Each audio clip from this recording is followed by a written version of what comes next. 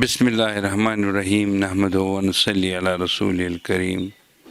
جیسا کہ آپ جانتے ہیں کہ یہ نزول قرآن کا مہینہ ہے، اس میں قرآن کریم نازل ہوا ہے اور اس کی بڑی فضیلتیں ہیں۔ اس کو منقسم کیا گیا ہے 3 دہائیوں میں۔ پہلے میں آپ رحمت حاصل کر سکتے ہیں، مغفرت طلب کر سکتے ہیں، اور اس کے بعد نار جہنم سے خلاصی۔ لیکن شرط یہ ہے بنیادی طور پہ رمضان کے مہینے میں کہ آپ تقوی شرعی استعمال کریں۔ تقوی کا معنی ہے کہ اپنے آپ کو روکنا ان تمام چیزوں سے جو غیر شرعی ہے، جس کی اجازت شریعت نے نہیں دے دی ہے۔ اور رمضان ایک ٹیسٹ ہے ہمارے لیے، جس میں ہم کھانے پینے سے پرہیز کرتے ہیں اور ایک خاص وقت میں کھانا کھاتے ہیں اور ایک خاص وقت میں افطار کرتے ہیں، اور روزوں کو پابندی کے ساتھ رکھتے ہیں، نماز پابندی کے ساتھ ادا کرتے ہیں۔ یہ سب ایک پیغام ہے، اصل میں ایک مشق ہے باقی ماندہ مہینوں کے لیے، کیونکہ ہم اس مہینے کی بابرکت اور باسعادت برکتوں اور رحمتوں سے مالا مال اسی صورت میں ہو سکتے ہیں جب ہم اس رمضان کو اپنے لیے ایک شعار بنائیں، اور تاکہ ہم باقی مہینوں میں بھی اسی طریقے کا عمل جاری رکھ سکیں۔ اور اس میں خاص بات یہ ہے کہ ہمیں یہ تلقین اور ترغیب اس مہینے میں اس بات کی ملتی ہے کہ ہم بے حیائی سے پرہیز کریں اور کردار اور اقدار کو درست کریں۔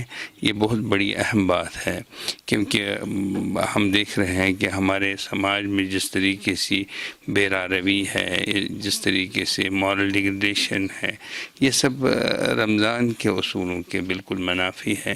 اور رمضان المبارک ہمیں ایک موقع فراہم کرتا ہے کہ ہم اللہ تعالیٰ سے ایک ایسی رات میں مغفرت اور رحمت طلب کریں جس کو لیلۃ القدر کہا جاتا ہے، جو 83 سال کی راتوں کی عبادت سے زیادہ افضل اور زیادہ مقدم ہے۔ لہذا ہمیں ہر صورت میں اپنے آپ یہ بہترین موقع ہمیں فراہم کرتا ہے۔ جو پچھلے سال ہمارے درمیان موجود تھے اس سال نہیں ہے، اور جو آج ہے ہو سکتا ہے اگلے سال وہ ہمارے درمیان موجود نہ ہو۔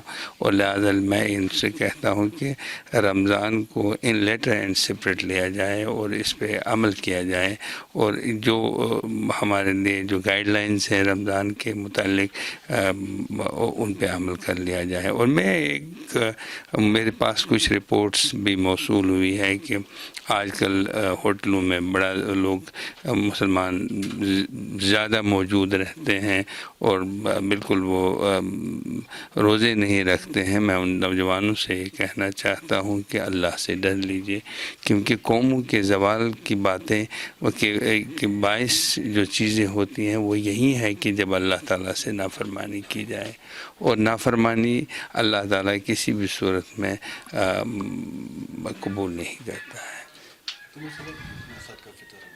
ہاں، صدقہ فطر کے بارے میں یہ ہے کہ میں نے یہ اعلان کیا کہ 65 روپے اس سال صدقہ فطر مقرر ہوگا، اور ہر ایک شخص کو اس کی ادائیگی کرنی ہے۔ اور یہاں تک کہ اگر کوئی شیرخوار بچہ اس دن بھی پیدا ہو جائے تو اس کے والدین اس کا مکفل ہے کہ وہ اس کی جانب سے بھی صدقہ فطر ادا کریں۔ اور یہ اپنی اس میں ایک شرط ہے کہ یہ صرف ان لوگوں کا حق ہے جو غریب، مفلس، نادار ہیں، اور جن کے پاس کھانے پینے کے لیے کچھ بھی نہیں ہے، جو غریب ہے۔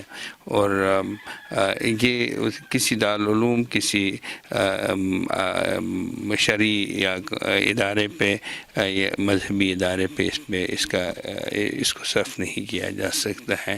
ہاں، اگر گاؤں کے لوگ کسی جگہ اس کو جمع کر کے غریبوں میں تقسیم کرنا چاہے، اجتماعی طور پہ اس کو جمع کر کے کسی غربا غربا مساکین کو دینا چاہے تو اس میں کوئی حرج نہیں ہے، بشرط یہ شرط یہ ہے کہ صرف اور خالصتاً اس کی نیت صرف جمع کرتے وقت غریبوں کو تک اس کو پہنچانا ہو۔ یہ کہ وہ یہ چاہتے ہیں کہ ہم لوگ دارالعلوم کی تعمیر کے لیے اس کو خرچ کریں، مسجد کی تعمیر کے لیے اس کو خرچ کریں، یا پھر کسی خانقاہ پہ اس کو خرچ کریں، یا پھر رفاع عام کے کاموں پہ لیے بیت الخلاء بنانے کے لیے یا واش رومز بنانے کے لیے خرچ کریں، یہ سب جائز نہیں ہے۔